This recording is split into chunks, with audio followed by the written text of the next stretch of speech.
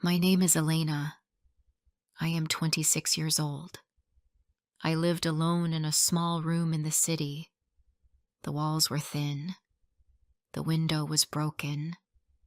In winter, cold air came in. I had one chair, one bed, and one old lamp. I did not have a TV. I did not have a heater. My life was simple, but hard. I had many bills. I had student debt. I needed to send money to my mother. She lived in a village far away. She was sick and needed medicine. I called her every week. She always said, "Don't worry about me." But I did worry. I knew she was not well. I sent what I could, but it was never enough. Some nights I ate only bread. Sometimes I went to bed hungry. My shoes had holes. My clothes were old. I felt tired all the time. Life in the city was fast. People had nice phones, nice cars, nice clothes. I had nothing. Just a small bag, a few coins, and my quiet room. One day, my friend Sarah told me about a party. She said it was at a luxury hotel. It was free to enter. She said many rich people would be there. I didn't want to go. I said, "I don't have anything nice to wear." She said, "Just come. Maybe you will meet someone.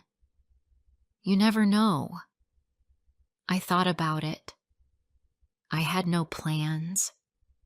My head was full of stress. I said, "Okay."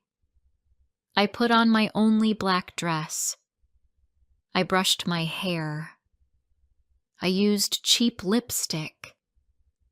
That was all I had. We took the train to the hotel. It was tall, bright, and clean. The lights inside were golden. Everything smelled nice. There were flowers and soft music. Women wore red dresses and diamonds. Men wore dark suits and shiny watches. I felt small and out of place. I stayed near the wall. I did not talk to anyone. I just watched. I told myself, this is not my world. Then I saw him. He stood near the window. He was older than the other men. His hair was gray. His suit was dark. His face was calm. He looked like someone important. He held a glass, but he did not drink. He looked at people, but not with a smile. Then he saw me. He stared for a long time. I looked down at my shoes. I felt my face get hot, but I also felt something strange. I looked up again. He was still watching me. He did not look away. Then he started walking toward me. Slowly. He stopped in front of me. He did not smile. He said, "What's your name?" His voice was deep. I said, "Elena." He looked at me for a few seconds. Then he reached into his pocket. He gave me a white card. His name was written in gold. Victor Black, it said. He said, "Call me tomorrow." And then he walked away. Just like that. No more words. I went home that night and looked at the card. It was clean, expensive paper. His name and number were printed neatly. I put it on my small table. I could not sleep. I looked at the ceiling and listened to the cars outside. Why did this man want me to call him? What did he want? I thought about my mother. I thought about my debt. I thought about my cold room and my tired body. I looked at the card again. I felt nervous. The next day, I picked up the phone. I called the number. A man answered and said, "Wait for the car. It's coming." A black car came after 1 hour. The driver wore gloves. He did not speak. I sat in the back. The seats were soft like pillows. I looked out the window. The city looked different from inside that car. It took me to a tall building near the river. A woman opened the door. "Come in, Miss Elena," she said. The floor was marble. The walls were white. Everything was quiet. She took me to a small room. There was tea on the table. I waited. Then Victor walked in. He sat across from me. He looked at me with calm eyes. He said my life looked difficult. He said he could help me. He said I did not need to work so hard. He could give me a better life. He said I could live in his house. I could have food, clothes, rest, and safety. In return, I would stay with him. I would be his companion, not a girlfriend, not a wife, just someone by his side. He said, "This is not about love. It is an agreement." He said I must follow rules. I must not ask about his work. I must not speak about our life. I must not see other men. He said he would give me money each month. I did not know what to say. My mind was full. He said, "Take your time. Think about it." I went home. I sat on my bed. I looked around my room. The walls were gray. My shoes were on the floor. I had 2 shirts, 1 coat, and some coins. I had no food in the kitchen. My body hurt. My heart felt heavy. I thought about my mother. She needed help. I thought about my life. I thought about the cold nights and empty mornings. I took out the card again. I called the number. I said, "Yes, I will come." The next day, the car came again. I put my few things in a bag. That was all I had. The house was big. It had tall windows and soft carpets. A woman showed me my new room. It had a bed bigger than my whole apartment. There was a big mirror. There was a closet with space for clothes I did not own. I sat on the bed and looked at the city lights. I felt like I was dreaming. Then Victor came into the room. He gave me a paper. It was a contract. It had many rules. It said I would live here. I would get money each month. I must not talk about anything. I must stay loyal. I must follow his rules. I read the paper. My hand shook. Then I signed it. That night I could not sleep. The bed was soft, but my thoughts were loud. I told myself this was not about love. It was about help. It was for my mother. It was for a better life. But deep inside, I felt something strange. I had food. I had a big room. But I did not feel free. I felt like I was in a golden box. A safe, quiet box with no way out. I closed my eyes. I told myself to rest, but my heart did not feel at peace. Before I share the rest of my story, I need to know, where are you listening from? Knowing someone hears me, understands me, gives me strength. I started my new life in Victor's house. It was very big and very quiet. I had my own room, but I was not allowed to go into his room. There were many places in the house, but I could only stay in a few. I could use the kitchen, the library, and the garden. The rest was not for me. I asked no questions. I followed the rules. Every week, Victor gave me money in an envelope. I did not need to cook. A woman came to clean and cook every day. Her name was Maria. She was kind but quiet. She spoke only when needed. She looked at me sometimes, but I could not read her eyes.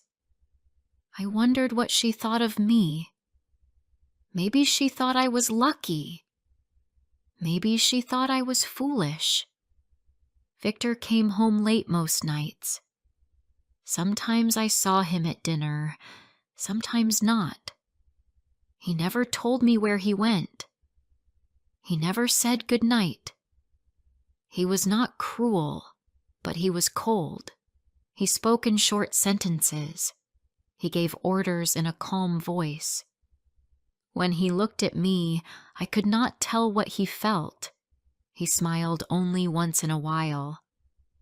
I did not know what he wanted from me. I only knew I was part of a deal. I had food, clothes, and safety.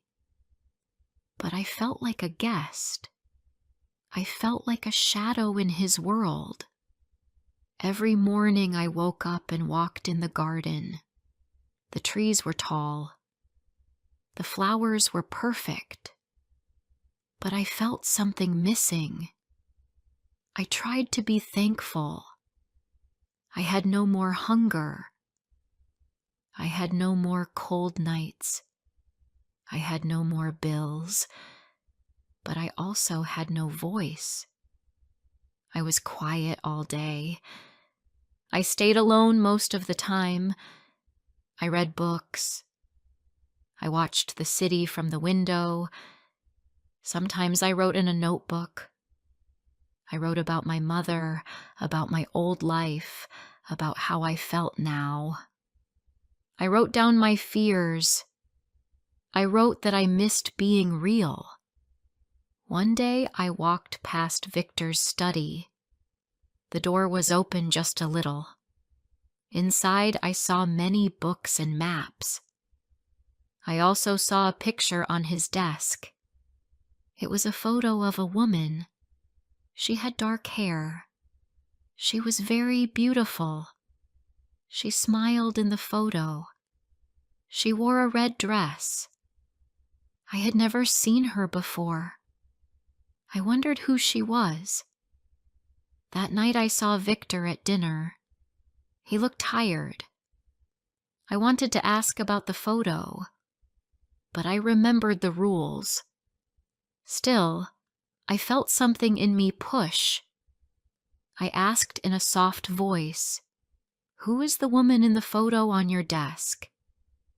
He stopped eating. He looked up. His face became hard.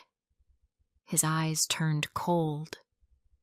"It's not important," he said. He picked up his napkin and left the table. After that, he did not speak to me for 2 days.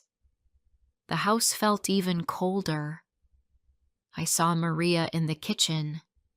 She made tea. I sat down and looked at her. I said, "Do you know the woman in the photo?" Maria looked at the floor. She said, "You should not ask about such things." Her voice was quiet. She picked up the tea and walked away. I felt a heavy feeling in my chest. There were secrets in this house. I was sure of it now. More days passed. I stayed quiet. I followed the rules. But I could not stop thinking. Who was that woman? Why did Victor hide her? Why did Maria look so afraid when I asked? One evening, I walked past the study again. The door was locked. I tried the handle. It did not move. I walked away quickly. I started to watch Victor more. He spoke on the phone in another language. He left the house at night. He met with men in suits. He came home late. Sometimes I heard loud voices in the hall. I started to feel something was wrong. This life looked perfect, but it was not. It was only quiet on the outside. One morning, Victor came to me with papers. He looked serious. He said, "I need your help with something important." I sat on the sofa. He stood in front of me. "It is about business," he said. "There is a deal. I need to be married on paper. Just for a short time. It will help me." I looked at him. I said, "Married to who?" He said, "To you. It will not change anything. We will live the same. No love. No promises. Just paper." My mouth felt dry. I said, "But I thought you didn't want marriage." He said, "This is not a real marriage. It is for business only. It helps me move money. It makes my company look better." He looked at me. "Will you do this?" He asked. "You already live here. You already follow the rules. This is just the next step." I did not know what to say. I felt like I was going deeper into something strange. I remembered the contract. I remembered the quiet house. I thought about my mother. I thought about the money. I said yes. A few days later, we went to an office. There was a man there with papers. I wore a simple white dress. Victor wore a dark suit. We signed the papers. There were no guests, no flowers, no photos, just a cold room and pens. I became Mrs. Black that day, but I did not feel like a wife. I felt like a tool. After the wedding, nothing changed. Victor acted the same. The house was the same. The rules were the same. But I felt different inside. I felt something heavy in my heart. I felt lost. I had a ring, but no love. I had money, but no joy. I wore pretty dresses, but I did not smile. People saw us outside. They saw a rich man and his young wife. They smiled at us. But I was acting. I was playing a role. I felt like I was in a play. I looked happy on the outside, but inside, I was quiet and alone. One afternoon, I wanted to surprise Victor. I made a small lunch. I went to his office in the city. The building was tall. The lobby was full of people. I waited near the front desk. Then I heard a loud voice. A woman was shouting. "He lied to me!" she yelled. "He said we would get married!" Everyone looked. I turned around. The woman looked at me. Her eyes became wide. She pointed at me. "You!" she screamed. "You stole him! He was with me for years!"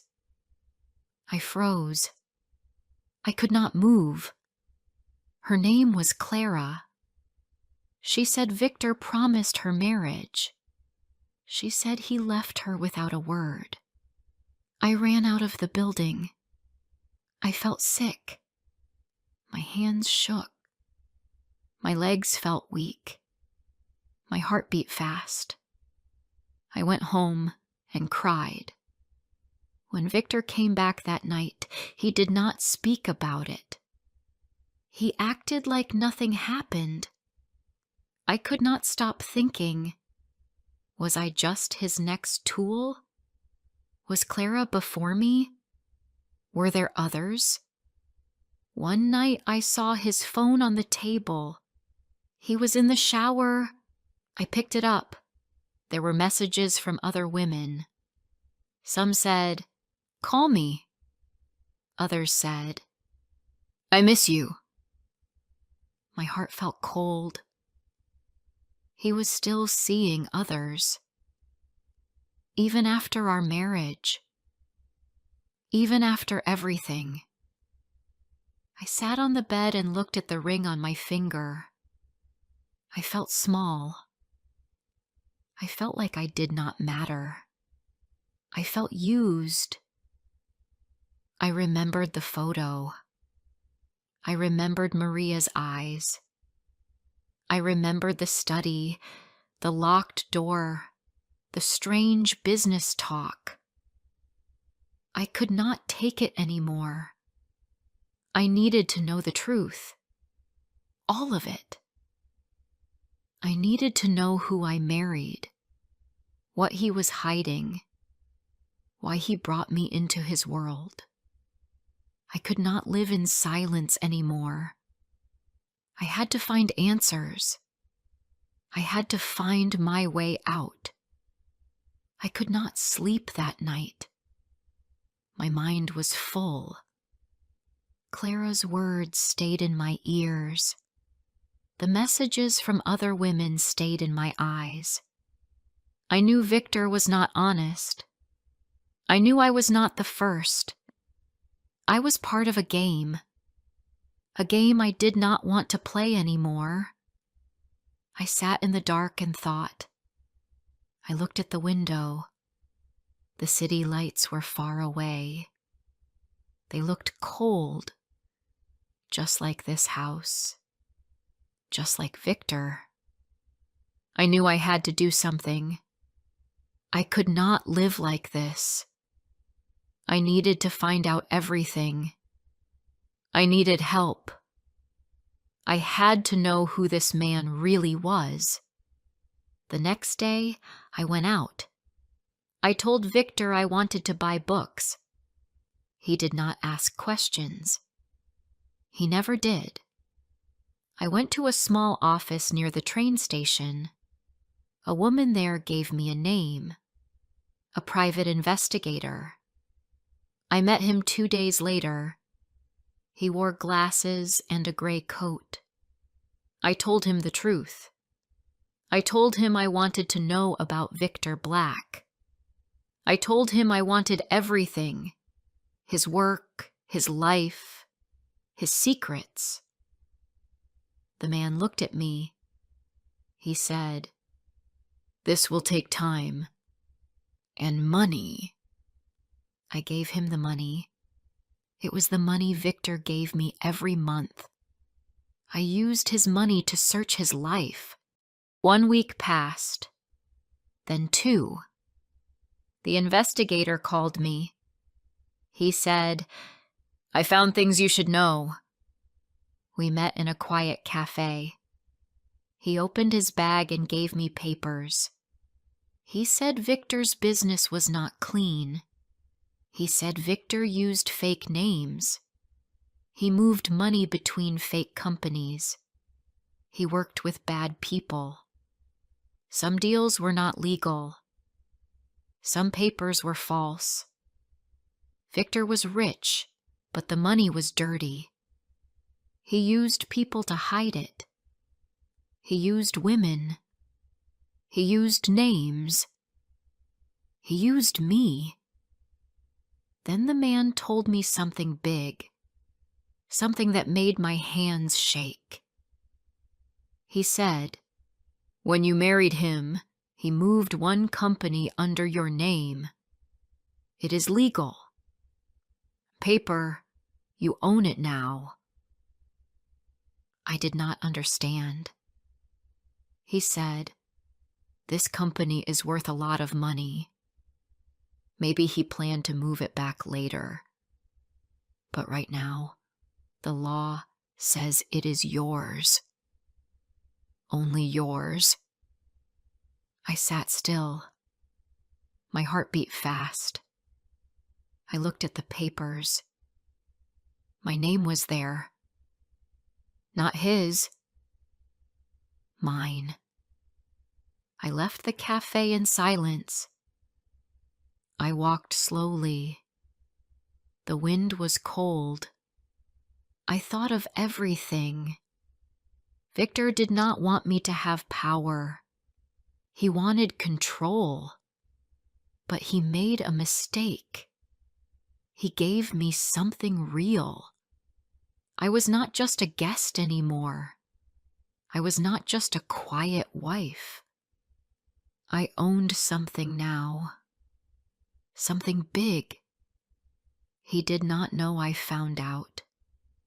He still thought I was weak. But I was not weak. Not anymore. I changed that day. I started to act. I smiled at him. I sat beside him at events. I wore nice clothes. I held his arm. I spoke little, but I watched everything. I listened. I waited. At night I read papers. I studied business terms. I learned how companies worked. I called the investigator again. He helped me understand more. I looked at numbers. I followed trails. Slowly, I learned his world. I knew who helped him. I knew who he lied to. I kept all the facts. Weeks passed. Victor did not see the change. He still thought I was just his doll. He did not know I had a plan to take back my life, a plan to use what he gave me. I was not going to run. I was going to win. One morning, I woke up early. It was our 1-year wedding day. Victor came to the table. He said, "Happy anniversary, Elena." I looked at him. I said nothing. I walked to the study. I took a folder from my bag. I put it on the table. "What is this?" he asked. I said, "This is the truth." He opened it. His face changed. He saw the papers. He saw I knew everything. He saw that I owned the company. I said, "You used me. You lied. You married me for business, but now the business is mine." He shouted. He said, "You are nothing without me." I looked at him. I was calm. I said, "I am leaving, and I am keeping what's mine." I took out another paper. Divorce papers. His hand shook. He said, "You can't do this." I said, "You gave me the power. I just learned how to use it." He looked small now. Not rich. Not strong. Just small. He knew he lost. He had no law on his side. He had no love to fight with. He gave me the contract. He gave me the papers. He gave me the door out.